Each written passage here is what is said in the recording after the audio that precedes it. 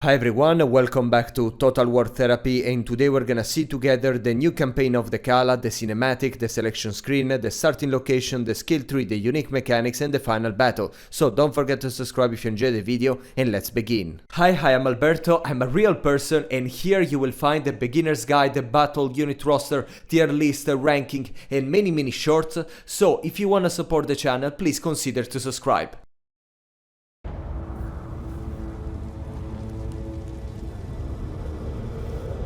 Deep within the chaos wastes,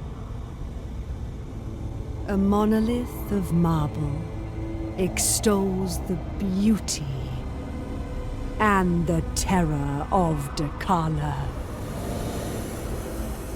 the darkly radiant malice which none can withstand. Whatever and whomever she desires is hers to ruin and corrupt. Her whirling madness has driven her across the known world. Her serpentine form strikes fear into the hearts of the dragons themselves. And she shall be denied no longer.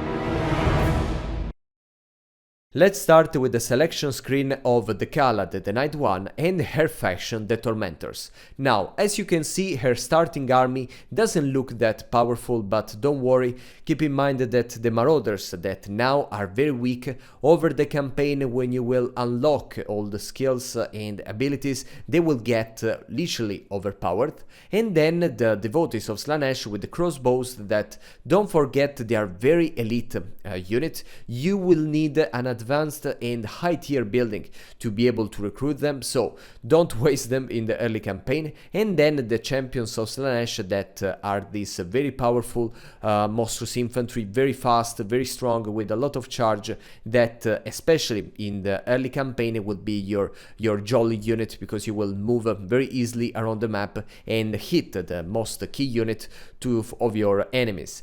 Then the faction effects, there will be these mechanics exclusive to Dechala, that is the Tormentors tributes that we will address later. Then she will be able to corrupt the units before battles, as you already know, I mean, how to do with the Slaanesh faction, but she will not be able to corrupt the faction themselves.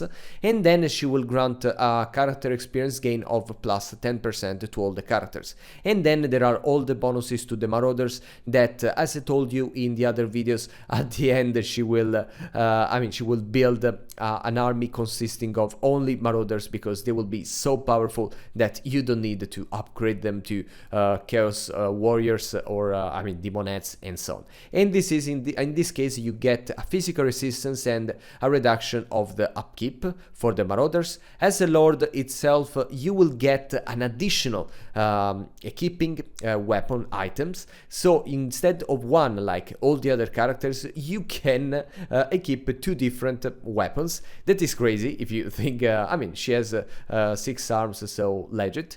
And then she will steal 10% of experience to the other from the other lords. And then again, the weapon strength to all not demonic units in your army. Now let's have a first look at the beginning of the campaign of Dechala. There will be a Druki anointed, a generic hero ready to join your army as soon as you want. Your starting location will be at the very south of Grand Cathay, that in my opinion it's a too easy and too safe area. You will have all the time and the tranquility to occupy and build your first province.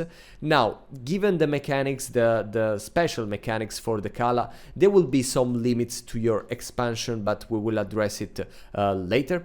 In any case, yes, there will be not main opponent in the early campaign. There will be only Balthasar Gelt that will reach you, because I mean, his direction, it's southwards, and at some point you will fight, but I mean, don't worry, it's a very easy legendary lord to deal with, and Dechala is very aggressive in the early game, so even with hard difficulty, it will be very easy to take down. And then yes, all these areas are safe. I don't know with the arrival of the Monkey King, that will be later next year, or probably in 2 years, we don't know yet. At that point, if there will be this I mean, strong enemy that you have to fight with, but for now it's very easy. I mean, you can look for a good fight against the Iron Dragon or to Nakai, that I mean, after his beginning here, then he will wander around this area, and maybe at the end the clan Ashin, but believe me, you will starving for hard fight, because it will be very, very easy. I like it anyway. I think it's, I mean, I can not share with you my review for now, but I can tell you that it's a very good campaign. I enjoy it a lot, and for me it's definitely worthy, and probably I would say the best, okay, in this DLC. Now let's check the skill tree of Dechala. First, I wanted to show you the double weapon item. So basically you will be able to equip 2 different items for the weapon section. That is something unique in the game. And then about the skills, you will get the hate scorns like all the Slaanesh characters, the melee attack, weapon strength, and better bonus versus infantry when you fight against elves of any kind, supple and sprite that is against the missile attack, the otherworldly reflexes that is, I mean, basically she has many swords, so by lore she will be able to deflect the arrows, and with this ability she will be able to do it from any direction. The Devotee's monstrosities, that it's a buff for the champions of Slaanesh. Then we'll get the praise of Slaanesh, that will boost the campaign movement range and the Slaanesh corruption, and then she will get the Wayfarer. The Tainted Cup, that is interesting because you will start to give additional abilities to all the different marauders. In this case they will get the poison effect, that is the eroding poison effect, that is stronger than the generic poison, and she will get more armor piercing weapon damage, more melee defense, the unyielding assault, that basically she cannot see reduced her melee attack, or no, sorry, the melee attack. Then this ability that because she can decide to focus on the defense or to focus on the attack in melee. It's just a switchable ability. Then the immune to contact effects, more melee defense and more melee attack to all the marauders units, even the one on the horse, on the cavalry, so on the seekers. And then this ability that is particularly funny because it's the whirlwind of pleasure, where we'll basically perform this vortex that, believe me, it's very, very strong, because you will leave this bed of bodies that fall apart, so it's quite satisfying. And then additional charge bonus and vigor loss reduction. And then at the end, this ability that she will give the rage to the all mortar units of Slaanesh, and not not demonic, but when they have the rank of +7, then she will reduce the leadership of the enemies and the upkeep of also the mortar units, together with some casualty captured post battle. Quite interesting, and definitely she can boost in short the marauders and her melee capabilities. And of course then there are the red line to boost the units, and the generic line for the melee combatants. Now I will explain you step by step how the unique mechanics of Dechala work. Now let's start to say that when you occupy a new settlement, you will be offered 3 options. You can turn into a Tormentor's Hold. This is just the all the settlements, they can be a Tormentor's Hold. That is the more military and the defensive kind of settlement, or a Trolls camp, that is the one that will generate this resource called the Trolls, and then the Pleasure Palace, that can be built only in the capital. That's why you should prioritize the capital to build only Pleasure Palace, that you cannot build as many as you want, because before doing that you have to reach the 3rd level with all your Pleasure Palace. You will offer an option to, with if you use enough Trolls, to build already the settlement with a higher tier Pleasure Palace, so you can make things faster. But in any case, you have to wait, and only when this symbol will be light up you will have the chance to build a new Pleasure Palace. Otherwise you have to wait, and this is good because it lowers a little your expansion, making you focus more on building your empire little by little. Now you have to start, of course, building the Trolls camp, because they give you this resource. You will see this this number close to the settlement. That is the amount of Trolls that they will send to the pole at the top of the screen. That is the global pole that you can use for other stuff that we will see later. Now this, when you occupy the settlement, you will have this amount that will go down, with all the Trolls that are going to the global pole. There will be some buildings that will sacrifice more Troll to get more resources, like the income, like in this case, or other that will slow down the consume of Trolls.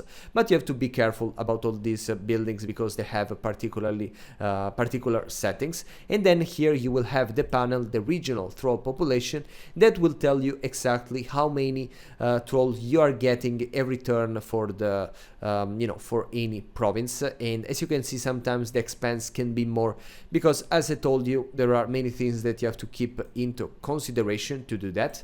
Now you need the Trolls for some stuff that can be the army's ability, that, as you can see here, that they can boost something in the campaign or in the battle and so on. And then with the Trolls you will be able to build the construction in the Pleasure Palace, and these buildings, they will give you this new currency, that is the Decadence, that you can see at the top of the screen.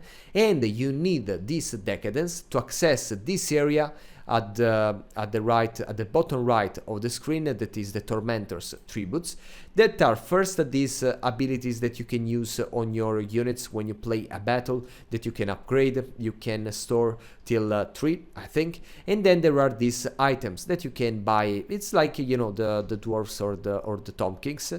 And then there will be this upgrade for the faction that are the most expensive, but this will be, for life bonuses. Like in this case, the innovative pleasure buildings will grant us a chance to produce a series every turn, and more income from all the buildings. So it's a little complex, and you need a little of some turns to master it. But don't worry, at the end it's easy. It's something between the Chaos Dwarfs and the Tom Kings and Dwarves mechanics. So yeah, don't worry, it's quite easy and funny, very, very funny to play.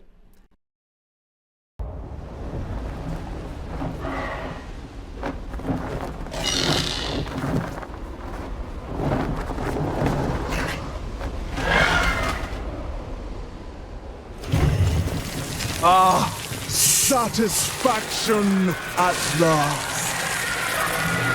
For a time. Already, I want more. More beauty. More misery. What is this?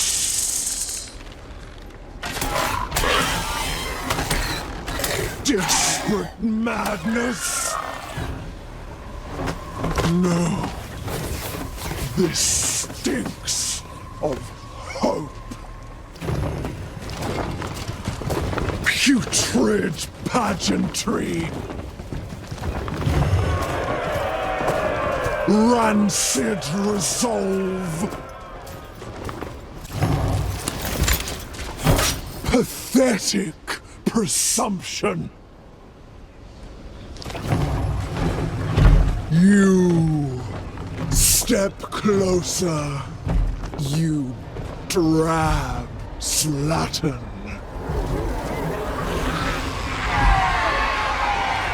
I will shed your skin and bare your naked soul. So in the final battle of the campaign of Dechala, you will need to deal with the different factions all together, the Empire, Bretonia, Grand Cathay, that will have these mixed armies that are, a little around the map in different locations, and when you will capture all the different points, at the end there will be a bigger army of all these factions that jointly will attack you.